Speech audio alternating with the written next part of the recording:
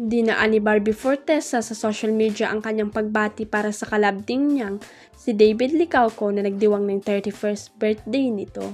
Sa X or dating Twitter, ibinahagi ni Barbie ang kanyang mensahe para sa pambansang Ginoo. Happy birthday Alexander at David Licauco, sabi ni Barbie. Sana palagi kang happy and healthy, always proud of you. David Alexander Licauco ang full name ng aktor. Unang naging hit ang tambalan ng dalawa nang gampanan nila ang Rulis na Fidel at Clyde sa Maria Clara at Ibarra. Mukhang nagkatampuan nga ang celebrity couple sina Gerald Anderson at Julia Barreto.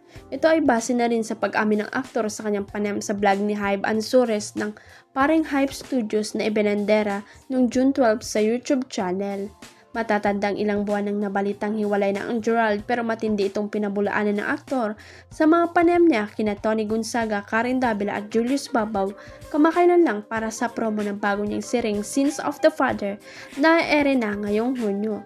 Dagdag pa na may lumabas na video na hinatid ni Gerald si Julia sa airport nung papunta itong Dubai kamakailan lang na naging resibo para nga sabing hindi hiwalay ang dalawa.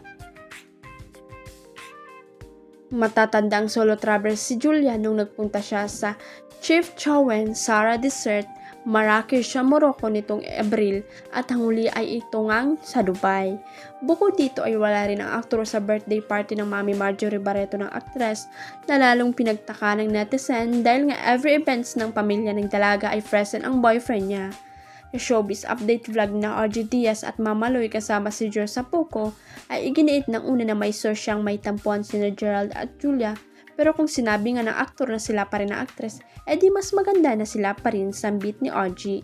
Kaso nadula si Gerald sa vlog at nakwento niyang in a way naging unfair ako sa partner ko and right now, I've realized na okay kailangan ng bumawi brother kasi ganun din parang si Mrs. mo.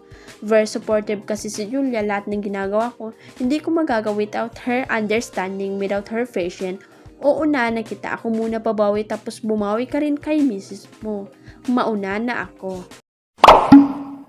Huwag kalimutang i-click ang subscribe button at i-ring ang notification bell para sa latest at legit chika updates.